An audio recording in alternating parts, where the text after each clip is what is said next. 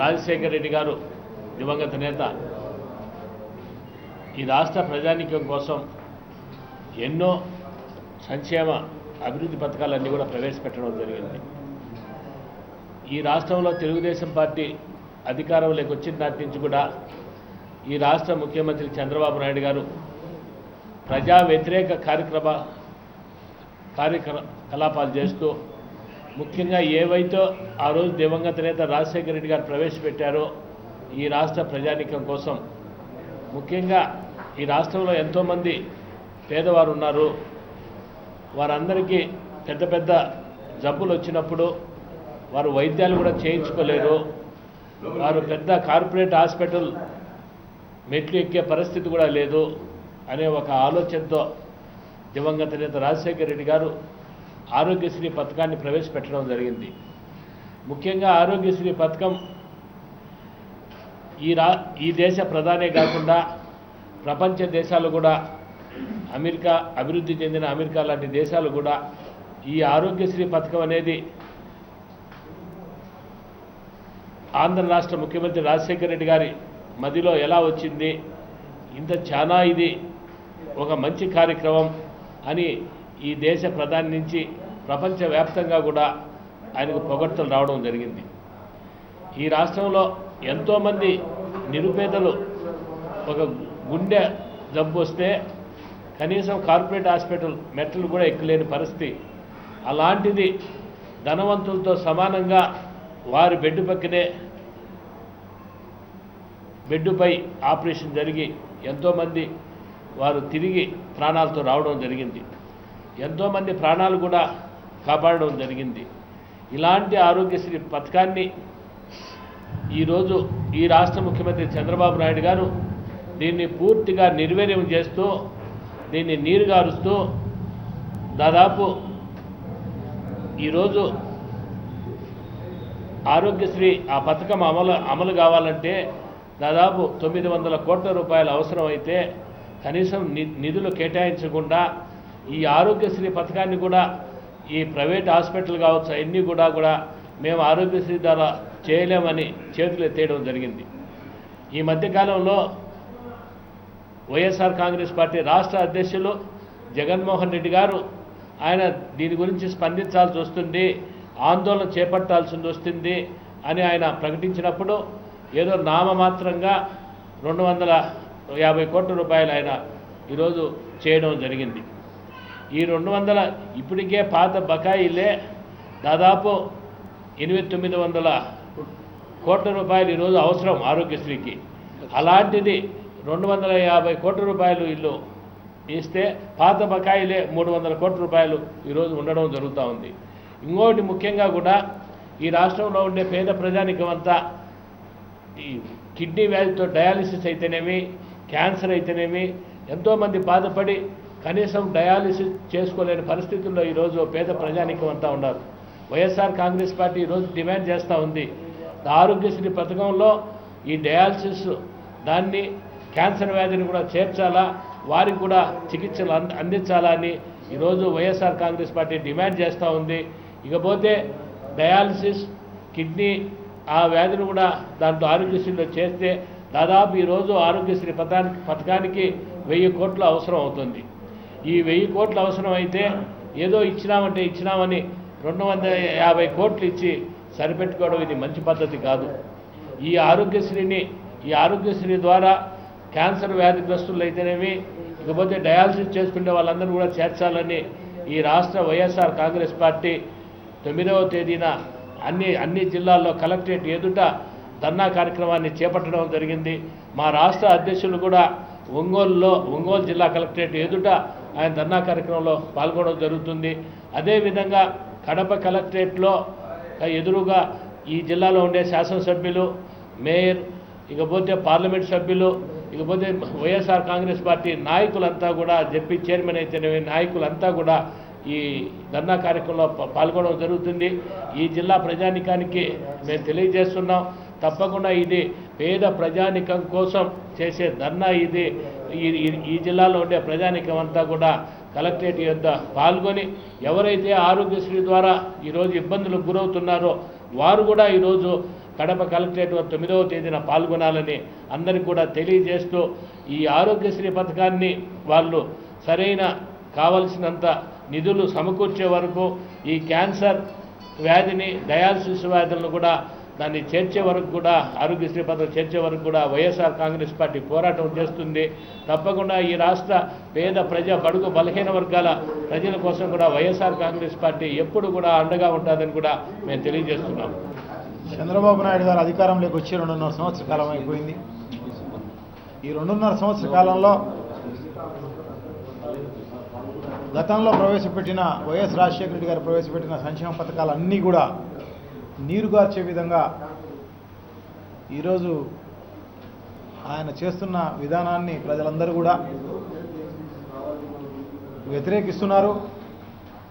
ఎందుకంటే ఆరోగ్యశ్రీలో ఇంతవరకు డబ్బులు అంటే ప్రైవేట్ హాస్పిటల్లోనే కాకోకుండా ప్రభుత్వ హాస్పిటల్స్లో కూడా ఆరోగ్యశ్రీ అనేది సరిగా పనిచేయని పరిస్థితుల్లో ఈరోజు ఉంది. సో తప్పకుండా ఎందుకంటే దివంగత నేత వైఎస్ రాజశేఖర రెడ్డి గారు అమెరికాలో ప్రతి ఒక్కరికి కూడా ఇన్సూరెన్స్ అనేది ప్రతి ఒక్కరికి అది మ్యాండేటరీ. ఇన్సూరెన్స్ అనేది ప్రతి అమెరికన్ సిటిజన్కు తప్పకుండా ఉండి తీరాలి. సో ఇన్సూరెన్స్ అనేది ఉంటుంది కాబట్టి వాళ్ళకు అక్కడ ఏ జబ్బు వచ్చినా వాళ్లకు అక్కడ ఆ ఇన్సూరెన్స్ కంపెనీ బేర్ చేసే కార్యక్రమం జరుగుతుంది. సో అటువంటి సౌలభ్యాన్ని ఆంధ్ర రాష్ట్రంలో కల్పించాలి అన్న ఉద్దేశంతో రాజశేఖర రెడ్డి గారు ఇన్సూరెన్స్ ఇక్కడ కట్టలేని పరిస్థితుల్లో ప్రజలందరూ ఉన్నారన్న ఉద్దేశంతో ఆ ఇన్సూరెన్స్ ఏదైతే ఈక్విటీ ఉందో ఆ డబ్బులు ప్రభుత్వమే బేర్ చేసే కార్యక్రమం చేయాలి అని చెప్పేసి ఈ విధంగా రూపకల్పన చేసిన కార్యక్రమం చేయడం జరిగింది. దీనివల్ల కొన్ని కోట్ల మంది ఈరోజు అందరూ కూడా బాగా ఉన్నారు. ఏ జబ్బు వచ్చినా ధైర్యంగా పెద్ద పెద్ద హాస్పిటల్లో పోయి చూపించుకుంటున్నారు. వాళ్ళందరూ కూడా బాగున్నారు అంటే రాజశేఖర రెడ్డి గారు ఆ రోజు పెట్టిన ఆరోగ్యశ్రీ. సో ఇప్పుడు ప్రభుత్వం మారింది. ప్రభుత్వం మారిన తర్వాత పేరు మార్చినారు కానీ రాజీవ్ ఆరోగ్యశ్రీ అనేది ఎన్టీఆర్ భరోసానో ఏదో పెట్టినట్టున్నారు. ఏదన్నా పెట్టనే కానీ పర్వాలేదు, కానీ ప్రజలకు మాత్రం ఉపయోగపడే విధంగా ఉండాల్సిన ఈ పథకం ఈరోజు నీరు గారిపోవడం అనేది చాలా దారుణం అన్నమాట. సో అందుకోసమే తప్పకుండా ఈ పథకాన్ని ప్రజలకు అందుబాటులో ఉంచాల్సిన అవసరము బాధ్యత తప్పకుండా ఈ ప్రభుత్వం పైన ఉంది. సో తప్పకుండా ప్రజలందరికీ కూడా ఈ ఆరోగ్యాన్ని కాపాడాల్సిన బాధ్యత కూడా ఈ ప్రభుత్వం పైన ఉంది అని చెప్పి తెలియజేసుకుంటూ ఈ కిడ్నీ దీనికి సంబంధించి డయాలసిస్కు సంబంధించిందే కాకుండా క్యాన్సరే కాకుండా ఇంకా కూడా నీ రీప్లేస్మెంట్ అయితేనేమి ఇవన్నీ కూడా చాలా అత్యవసరం అన్నమాట. ఎందుకంటే మన రాయలసీమలో అయితే చాలా మటుకు ఫ్లోరైడ్ వాటర్ తాగుతారు కాబట్టి ప్రతి ఒక్కరి ఇంట్లో కూడా ఈ నీ రీప్లేస్మెంట్ అనేది చాలా అవసరం అన్నమాట. మోకాళ్ళ నొప్పులు అనేవి అందరికీ వస్తున్నాయి. అవన్నీ కూడా దాంట్లో ఇంక్లూడ్ చేయాలని చెప్పేసి మేము డిమాండ్ చేస్తున్నాం. సో ఈ పథకాన్ని బాగా ఇంప్లిమెంట్ చేయాలని చెప్పేసి కూడా డిమాండ్ చేస్తూ దానికి సరైన నిధులు ఇవ్వాలి అని చెప్పేసి డిమాండ్ చేస్తున్నాం. సో ఇదే కాకోకుండా ఇంకా కూడా ఆనాడు ప్రవేశపెట్టిన సంక్షేమ పథకాలన్నీ కూడా ఈరోజు సంబంధించి బియ్యానికి సంబంధించి కూడా ఈరోజు రేషన్ కార్డు తీసుకపోతే 10 ఏళ్ళు పడలేదని చెప్పేసి అందరికీ ఎగరగొట్టే కార్యక్రమం చేస్తున్నారు అన్నమాట. సో ఆ రకంగా వాళ్ళకి ఎందుకంటే పనులు చేసేవాళ్ళు కాబట్టి ఇవన్నీ కూడా చేతులు అరిగిపోయే కార్యక్రమం జరుగుతుంది. అరిగిపోతుంది కాబట్టి నెల కూడా మార్పు చెందే కార్యక్రమం జరుగుతుంది. సో దానికోసం బియ్యాన్ని ఎగరగొట్టే కార్యక్రమం చేయడం, అట్లా 3 నెలలు తీసుకోకపోతే కంప్యూటరే డిలీట్ చేసే పరిస్థితి అన్నమాట.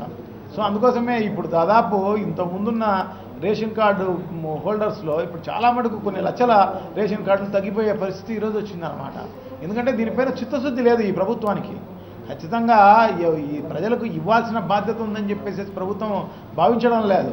అందుకోసమే ఈ రకంగా జరిగే కార్యక్రమం జరుగుతుంది. అదే కాకుండా పెన్షన్లకు కూడా వాళ్ళు ముసుకోళ్ళు పాపం వాళ్ళు వారాల తరబడి ఆడ పెన్షన్ కోసం బ్యాంకుల చుట్టుకారము వీళ్ళ చుట్టుకారం తిరిగే కార్యక్రమం జరుగుతుంది. గతంలో 1వ తారీఖు ఖచ్చితంగా 1వ తారీఖు ప్రతి ఇంటికి పెన్షన్ అందించే కార్యక్రమం రాజశేఖర రెడ్డి గారు టైంలో జరిగిందనమాట. అటువంటిది ఈరోజు వారాల తరబడి జరిగే కార్యక్రమం వాళ్ళందరికీ కూడా 1వ తారీఖు అంటే భయం. ఎందుకంటే ఏళ్ళు పడతాయో లేవో, పడకపోతే మాకు పెన్షన్ రాదేమో అని చెప్పేసి ఈరోజు అందరూ కూడా భయపడే కార్యక్రమం అంతా కూడా జరుగుతుంది. సో ఇవన్నీ కూడా చిత్తశుద్ధి కలిగిన ప్రభుత్వానికి ఇవ్వాలి అన్న అనుకున్న ప్రభుత్వానికి మాత్రమే పనిచేస్తాయి తప్ప ఈ రకంగా ప్రజలతో బిజినెస్ చేసే వ్యాపారాలు చేసే ప్రభుత్వాలు మనలేవన్నమాట. తప్పకుండా ఖచ్చితంగా ఈ ప్రభుత్వానికి అంతా కూడా, ఎందుకంటే సంక్షేమ పథకాలు ప్రజలకు అందించడం లేదు, అలాగే అభివృద్ధి కార్యక్రమాలు జరగడం లేదు, ఎక్కడ ఏ ప్రాంతమో అభివృద్ధి జరిగిన పరిస్థితి లేదు. సో తప్పకుండా ఈ ప్రభుత్వానికి ఖచ్చితంగా ప్రజలు బుద్ధి చెప్పే కార్యక్రమం చేస్తారు.